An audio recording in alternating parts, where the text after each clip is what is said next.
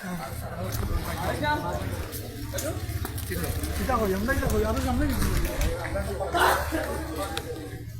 আলাইকুম প্রিয় দর্শক, এই মুহূর্তে আমরা দেখতে পাচ্ছি আমাদের মৌলভীবাজার মেয়র এইটা পরিশোধ করছেন।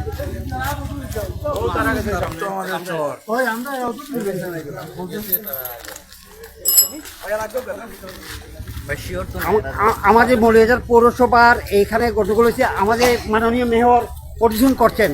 আসসালামু আলাইকুম স্যার।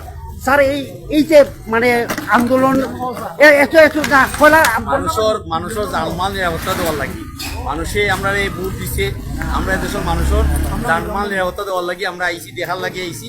আমরা দেখলাম আজকে যে স্বাধীনতা বিরোধী শক্তি যেটা আছে এটা মিলিয়া আজকে মানুষের জানমালের এই মূল্যধারা মানুষ অশান্তিতে আসেন এবং তারা জানমালের নিরাপত্তা নাই।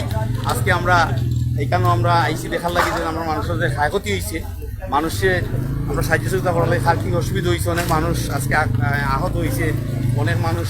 আচ্ছা, এটা কারা করছে? জামাত, শিবির এবং বিএনপি তারা সবে মিলিয়া ঐক্য হইয়া এই কামটা করছে। এটা যাতে অত্যন্ত নিন্দনীয় এবং এটা কোনোদিন মৌলভীবাজার হয়েছে না। আমরা শান্তিপ্রিয় মানুষ মৌলভীবাজারের, আমরা এখানে শান্তিতে থাকতাম, আমরা এখানে চাইছিলাম না আমরা কোনো ধরনের দাঙ্গাঙ্গামা। এখন তো দাঙ্গাঙ্গামা শুরু হয়ে গেছে, এখন আমরা মাঠের অংশ। আচ্ছা, এই মেয়র সাহেব একটু কিছু বলছি।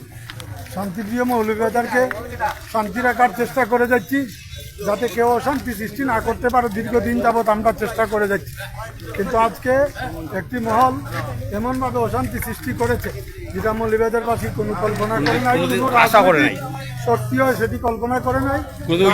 চিন্তা চেতনার বাইরে আজকের ঘটনা ঘটেছে। যারা ঘটেছে আমার জানা মতে ওরা শহরের বাসিন্দা নয়, আমরা আমরা আসলে কোনোদিন আশা করছিলাম না যে আমরা মৌলভীবাজার বাংলাদেশের সঙ্গে যাও, আমরা সবসময় যাতে একটু শান্তি রাখি।